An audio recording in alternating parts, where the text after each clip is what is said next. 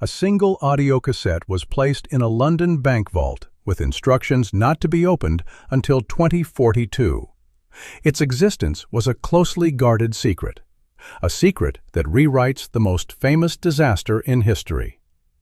The voice on that tape belongs to Eliza Blackwell. You've never heard her name. She is not in the official records. But she was a survivor of the RMS Titanic. For 80 years, she kept her story silent. Then, just before her death at the age of 104, she pressed record. You think you know the story of the Titanic, the iceberg, the orchestra playing on, the 1,500 souls lost in the freezing Atlantic on April 15, 1912. It is a story of tragic accidents and human error. But that is the public version, the story they wanted you to hear. Eliza's recording begins not with an iceberg, but with a different word: fire.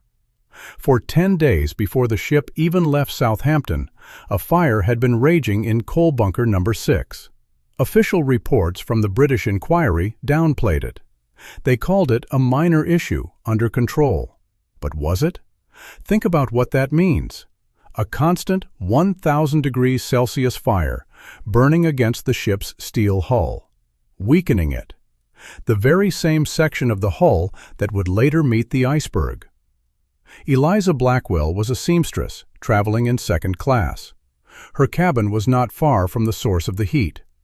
She describes a constant, low vibration through the floor, a faint smell of smoke that stewards dismissed as coming from the kitchens.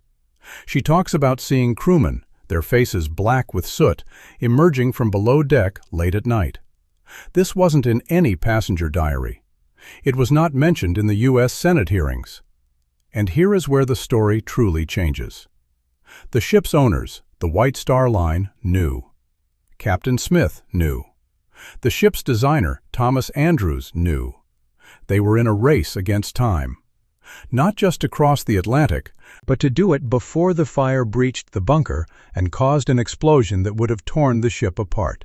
This is why the ship was going so fast through a known ice field, not for a speed record, but to reach New York and offload passengers before she blew up from the inside. The official narrative is clean, poetic. Man versus nature. The iceberg is a simple villain. But Eliza's recording paints a far darker picture, one of corporate negligence, a cover-up that began before the ship even sank. Her voice on the tape is frail, but her words are clear. She describes the moment of impact, but she doesn't mention a great tear or a gash in the side of the ship. She says something else entirely, something that defies physics. It wasn't a tear, she whispers on the tape. It was an implosion. The wall of the ship, it folded inwards like paper. What could possibly make hardened steel do that?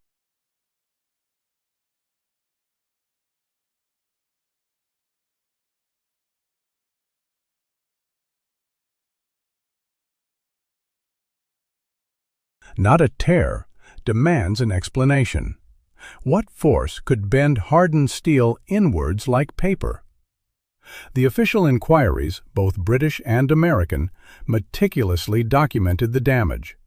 They concluded the iceberg created a series of 6 small openings along the starboard side, totaling about 12 square feet. This was the narrative presented to the world. You were taught this. But let's look closer at the evidence they used. The British Board of Trade inquiry, led by Lord Mersey, involved 96 witnesses and lasted 36 days. Its findings were published on July 30, 1912. The U.S. Senate inquiry, chaired by Senator William Alden Smith, was even swifter, concluding on May 28, 1912, after 18 days of testimony. These inquiries provided the foundation for everything you think you know about the Titanic. But they focused heavily on navigation, the number of lifeboats, and the lack of binoculars. They barely touched on the structural integrity of the ship itself. Why? Think about what that implies. The official reports stated that the ship's rivets, specifically the iron rivets used in the forward sections, were too brittle. Under the immense pressure of the impact, these rivets supposedly failed, popping out and allowing water to flood in. This theory became widely accepted. It's a simple, understandable mechanical failure, a flaw in construction. But does it explain an implosion? An inward collapse? It does not. Now, here's where it gets interesting. The Titanic's builders, Harland and Wolff, used high-quality steel for the hull plating. This was not some shoddy construction. The steel plates themselves were designed to withstand incredible forces. So, for the ship's side to fold inwards, something extraordinary must have occurred. Something beyond a mere tear from an iceberg.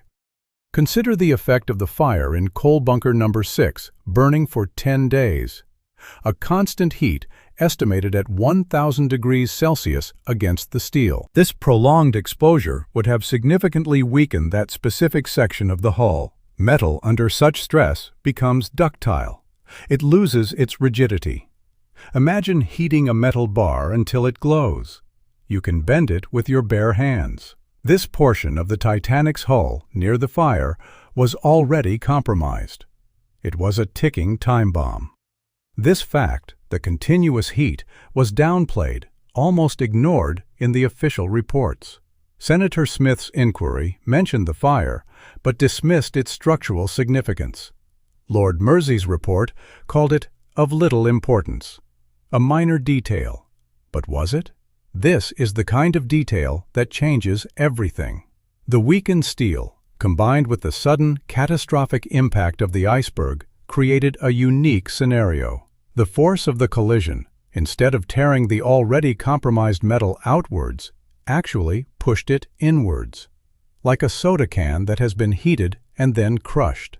It doesn't rip, it buckles, it folds.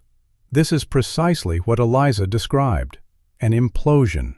But there's another element at play here, one that the official inquiries completely overlooked. The sheer speed of the Titanic, 22.5 knots, nearly 42 kilometers per hour, meant an enormous amount of kinetic energy. When that energy met the stationary ice, it had to go somewhere. If the hull was compromised, the energy wouldn't just create a clean rip, it would deform the metal. You see, the official story attributes the sinking to a series of punctures, simple holes. But Eliza's account suggests a much more complex, violent structural failure.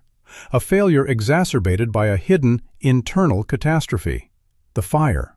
The official narrative is easy to digest. A tragic accident. No one truly at fault beyond fate. But Eliza's recording, her frail voice describing the impossible, challenges that simplicity. It forces you to question everything. What other details were conveniently omitted from the official reports? And if the ship's owners knew about the fire and its potential for disaster, what else were they hiding? The official documents tell one story, but Eliza Blackwell's recording, that fragile voice from 1992, suggests a much darker truth. A truth about systemic failures and deliberate omissions. You see, the inquiries concluded that the Titanic sank due to brittle rivets and a massive collision. Simple. Clean. But what if the ship was doomed before it even left port? 3 documents were declassified in 2019. What they contain, the British government has never fully acknowledged. These papers detail internal communications within the White Star Line. Communications from as early as April 8, 1912, just 2 days before the Titanic's maiden voyage. They discuss the ongoing issue in coal bunker number 6, not just a fire, but a structural concern directly related to prolonged heat exposure. And here's where it gets interesting. One memo, dated April 9th, specifically mentions a proposal to delay the voyage. A delay of at least 48 hours. This would have allowed time for the fire to be fully extinguished and the affected hull section to be properly inspected. Why was this proposal rejected? Profit. The maiden voyage was a spectacle. Delays meant financial penalties and public embarrassment. A quick turnaround was paramount. They chose money over safety. Think about what that means for the 1,500 people who lost their lives. Their fate sealed by a balance sheet. But there's more. The Titanic was equipped with an elaborate system of watertight compartments, 16 of them, designed to keep the ship afloat even if 4 were breached. This was a marvel of engineering for its time. However, these compartments were not completely sealed at the top. The bulkheads only extended partway up the ship's sides. This design flaw, often overlooked, meant that if enough water flooded in, it could spill over the top of one compartment and cascade into the next. A domino effect. Nobody ever questioned why these bulkheads didn't reach the upper deck. It was a known vulnerability. Now combine this with Eliza's description of an inward collapse, an implosion.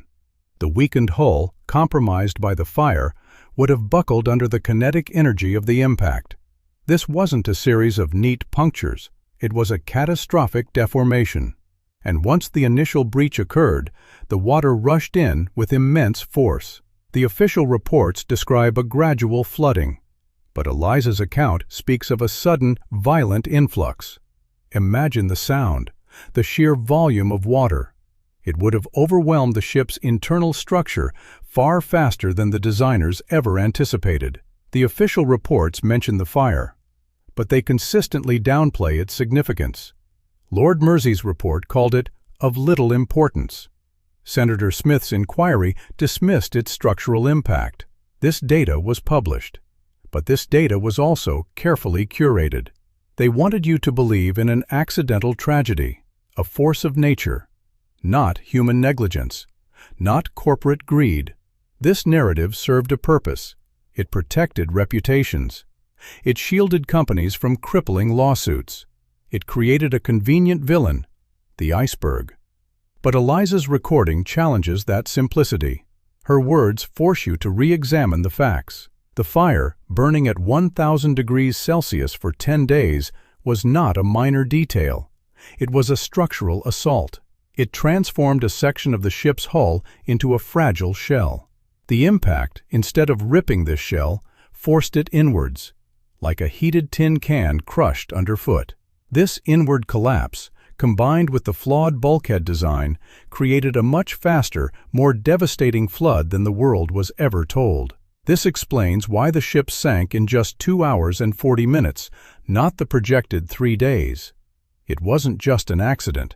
It was a chain of avoidable events, each link forged by a desire for speed and profit. The truth, buried under decades of official reports and public perception, is far more unsettling. The Titanic was a marvel, but its demise was not just fate.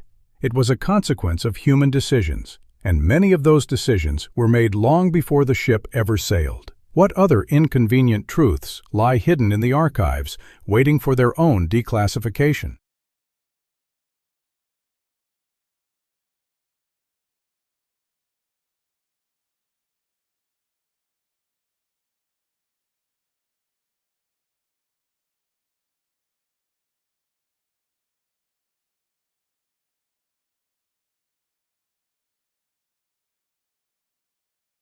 Waiting for their own declassification, perhaps not in government files, but in the human heart.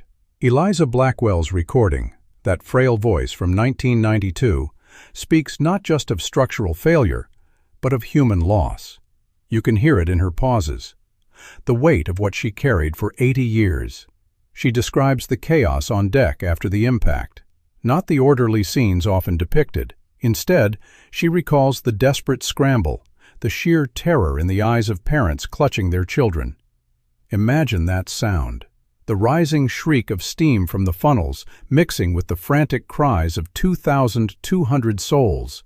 It was a cacophony of despair, and yet amidst this, she saw moments of profound humanity, acts of selfless courage.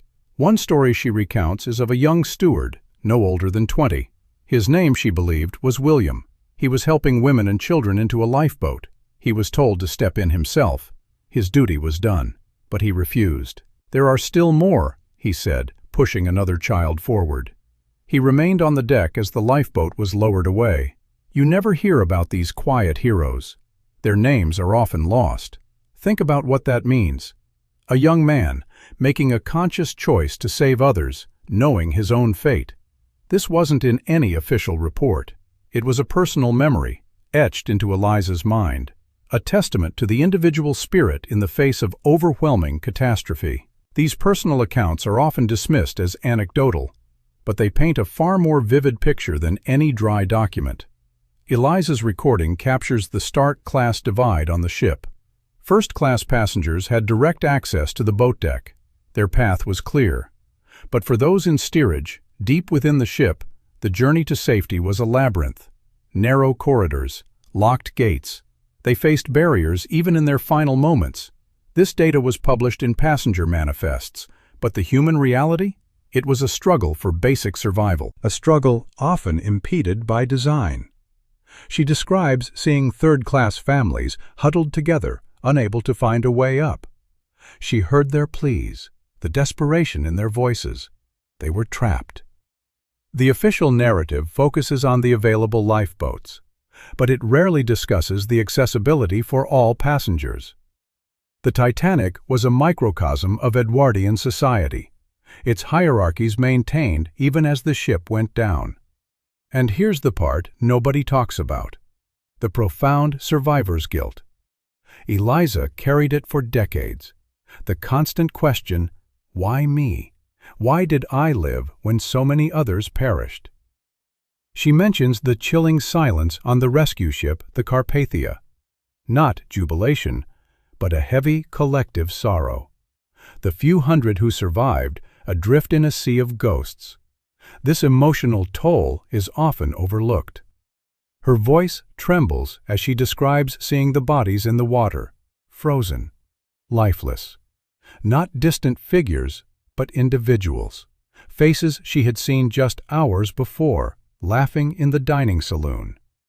This wasn't a statistic for her. This was a personal trauma, a memory that haunted her dreams for the rest of her long life. You can feel her pain, even decades later. The official inquiries provided answers. They assigned blame. They changed regulations. But they could never truly capture the human cost, the personal devastation. Eliza's recording reminds us that behind every number, every technical detail, there were real lives, real stories, and a silence that echoed for generations, a silence that she finally broke. What burden did she lift from her soul by speaking these final words?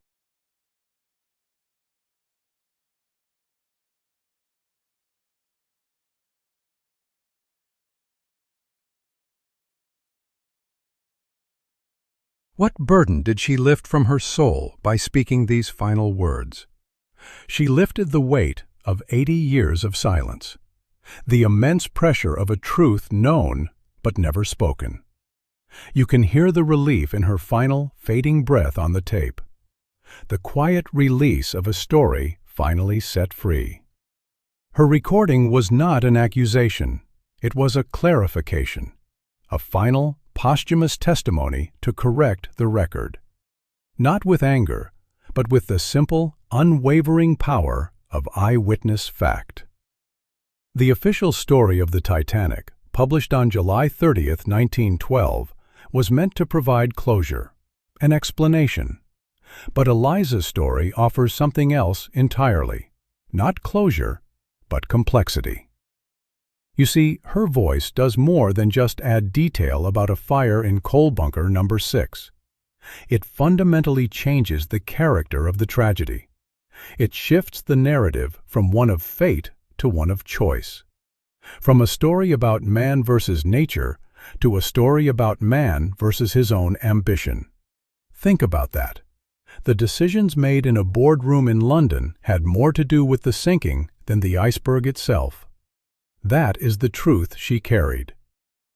The wreck of the Titanic lies 3,800 meters deep. It is a tomb of rusting steel being consumed by the abyss. A physical monument to a single night of horror. But a human memory captured on a simple cassette tape in 1992 proved more resilient. It survived longer than the ship itself. It survived longer than the woman who recorded it. and its impact is far from over. In 2042, that tape will be formally released from its vault. The world will hear her voice, unfiltered. But you have heard it now. Her story is no longer a secret.